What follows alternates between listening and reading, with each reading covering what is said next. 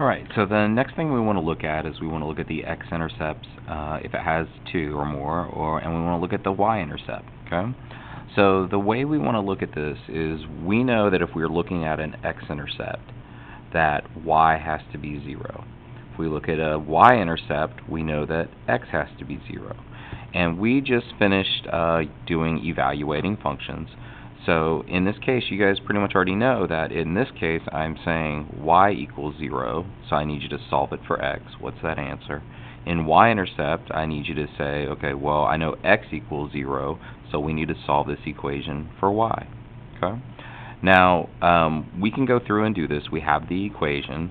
So the next piece that we're going to do is we'll just go through and we'll do the x-intercept first. So my first equation is f of x equals 1/2 x minus 12. Now, if I'm trying to solve for the x-intercept, I definitely know my y, and y is the same thing as f of x. So that means I can substitute a 0 in here and say 0 equals 1/2 x minus 12. And now it's just a matter of going through and solving this. This is just a one-variable equation. We've been solving one-variable equations since the beginning of school. So we're going to add 12 to this side, add 12 to this side. We're going to end up with 12 equals 1/2 x. And now if we want to clear this fraction, we just need to multiply this side by 2, and we need to multiply this side of the equation by 2.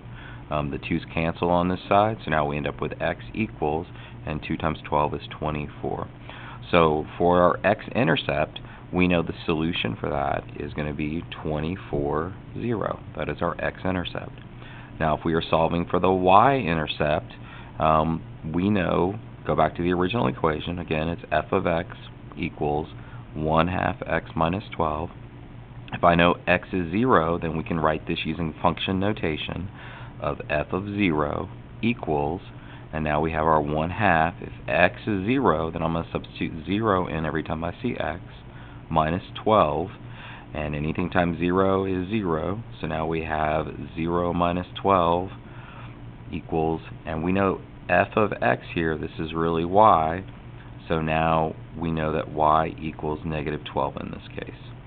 So our y-intercept is going to be 0, negative 12.